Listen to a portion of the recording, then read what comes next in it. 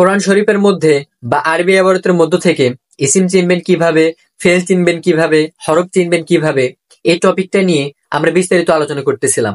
তো আগের টপিকে ইসিম কিভাবে চিনতে হয়, ইসিমের সাইন বা আলামত কয়টি, এটা নিয়ে আমরা বিস্তারিত আলোচনা করেছি। তো এখন আপনি কোরআন শরীফের মধ্যে বা আরবি ইবারতের মধ্য থেকে ফেল চিনবেন কিভাবে, ফেলের সাইন বা আলামত কয়টি, এই টপিকটা নিয়ে বিস্তারিত আলোচনা করবো ইনশাল্লাহ। তো ফেল চেনার জন্য আপনাকে ফার্স্ট অফ অল যে কাজটা করতে হবে সেটা হচ্ছে ফেলের সাইন বা আলামত গুলো জব্দ করতে হবে। এরপর ফেলের সংজ্ঞাটা জেনে রাখতে হবে। ফেলের সংজ্ঞা কি? তো ইসিমের সংজ্ঞাটা ছিল এরকম যে ইসিম বলা হয় কালের সাথে মিলা ব্যতীত নিজরত্ব প্রকাশ করলে তাকে ইসিম বলে। যেমন রজলুন কলামুন, না অতীত কালের সাথে মিলছে, না বর্তমান কালের সাথে মিলছে, না ভবিষ্যৎ কালের সাথে মিলছে, যার কারণে এটা ইসিম। আর ফেল বলা হয়, ফেলের সংজ্ঞাটা হচ্ছে তার উল্টা। যেমন ফেল বলা হয় কালের সাথে মিলে নিজরত্ব প্রকাশ করলে তাকে ফেল বলা হয়। যেমন দরবা, সে একজন পুরুষ প্রহার করলো। ফাআলা, সে একজন পুরুষ করলো। এরপর হচ্ছে আন্নাসরু মাজদার থেকে নাসারা, সে একজন পুরুষ সাহায্য করলো। এরপর হচ্ছে আল কতলু মাজদার থেকে কতালা, সে একজন পুরুষ হত্যা করলো। এরপর মোজারে সিগা যেমন হচ্ছে ইয়াফআলু, সে একজন পুরুষ করতেছে বা করবে। এরপর ইয়াংসুরু, সে একজন পুরুষ সাহায্য করতেছে বা করবে। এরপর ইয়াকতুলু, সে একজন পুরুষ হত্যা করতেছে বা করবে।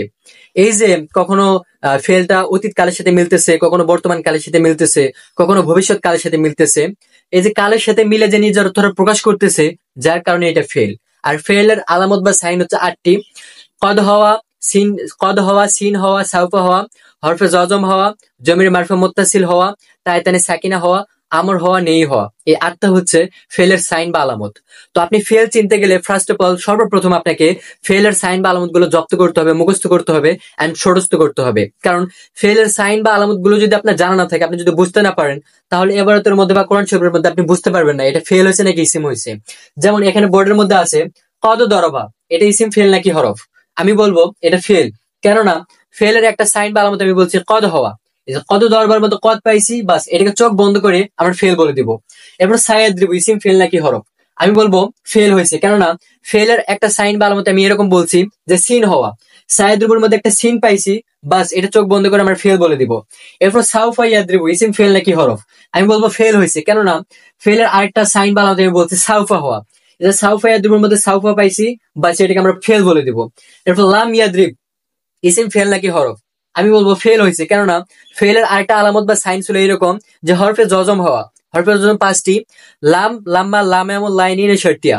তো এই 5টার মধ্যে একটা লাম এখানে পাওয়া গেছে হরফে জজম, যার কারণে এটা ফেল। এরপর দরবতা, ইসিম ফেল নাকি হরফ? আমি বলবো ফেল হয়েছে। কেননা ফেলের আরেকটা আলামত হচ্ছে জমিরে মারফা মুত্তাসিল হওয়া। তো এই যে তা জমিরটা, এটা তো জমিরে মারফা মুত্তাসিলের একটা প্রকার, যার কারণে এটা ফেল হয়েছে। এরপর দরবাত, ইসিম ফেল নাকি হরফ? আমি বলবো ফেল হয়েছে। কেননা ফেলের একটা সাইন বা আলামত ছিল এরকম যে তাই তানি সাকিনা হওয়া। তো দরবাতের মধ্যে আমরা দেখতে পাচ্ছি যে এখানে একটা তা সাকিন হয়েছে, তাই তানি সাকিনা হয়েছে, যার কারণে এটা ফেল। এরপর ইদ্রিব, ইসিম ফেল নাকি হরফ?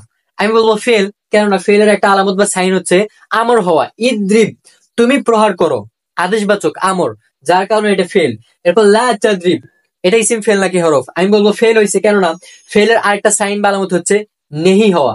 লা তাদ্রিব, তুমি প্রহার করিও না, নিষেধবাচক, যার কারণে এটা হচ্ছে ফেল। এরপর এটা হচ্ছে ফেলের বিস্তারিত আলোচনা। তো এটা যদি আপনি বুঝতে চান বা বোঝার চেষ্টা করেন, তাহলে ফার্স্ট অফ অল আপনাকে হচ্ছে ফেলের সাইন বা আলামতগুলো মুখস্থ করতে হবে। যেমন কদ আপনার মুখস্থ আছে, সিন আপনার মুখস্থ আছে, সাউফা আপনার মুখস্থ আছে, লাম হরফে জজম, তারপর হচ্ছে তা জমির মারফা মুত্তাসিল, এরপর তায়তানে সাকিনা, এরপর আমর নেহি। এই যে 8টা আপনি জানেন যে 8টা হচ্ছে ফেলের আলামত, তখনই আপনি বুঝতে পারবেন যে এগুলো ফেল হয়েছে, তার আগে আপনি বুঝতে পারবেন না। তো সর্বপ্রথম কাজ হচ্ছে ফেলের সাইন বা আলামত গুলো মুখস্থ করা। এরপর হরফ কাকে বলে, আপনি হরফ চিনবেন কিভাবে? ইসিমের আলামত 44টি ছিল, ইসিম চিনতে পারার জন্য এটা হচ্ছে সাইন বা আলামত।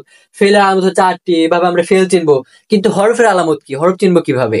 তো হরফের আলামত বা সাইন হচ্ছে এই যে ইসিমের 44টি আলামত আছে বা ফেলের 8টি আলামত বা সাইন আছে, এই আলামত গুলো আপনি যেখানে পাবেন না সেইটাই হরফ, এইটাই হরফের আলামত।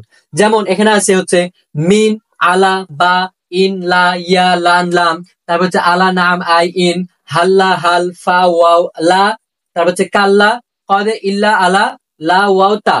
এই যে হরফ, এই হরফ গুলোর মধ্যে না ইসিমের আলামত আছে না ফেলের আলামত আছে। আয়ের মধ্যে ইসিমের আলামত নাই, ফেল আলামত নাই। ইনের মধ্যে ইসিমের আলামত নাই, ফেল আলামত নাই। হালার মধ্যে ইসিমের আলামত নাই, ফেল আলামত নাই।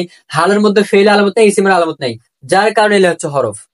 হরফের কোনো নির্দিষ্ট সংজ্ঞা বা হচ্ছে নির্দিষ্ট কোনো আলামত নাই। ইসিম ফেলের আলামত আপনি যেখানে পাবেন না, ওইটা চোখ বন্ধ করে হরফ বলে দিবেন।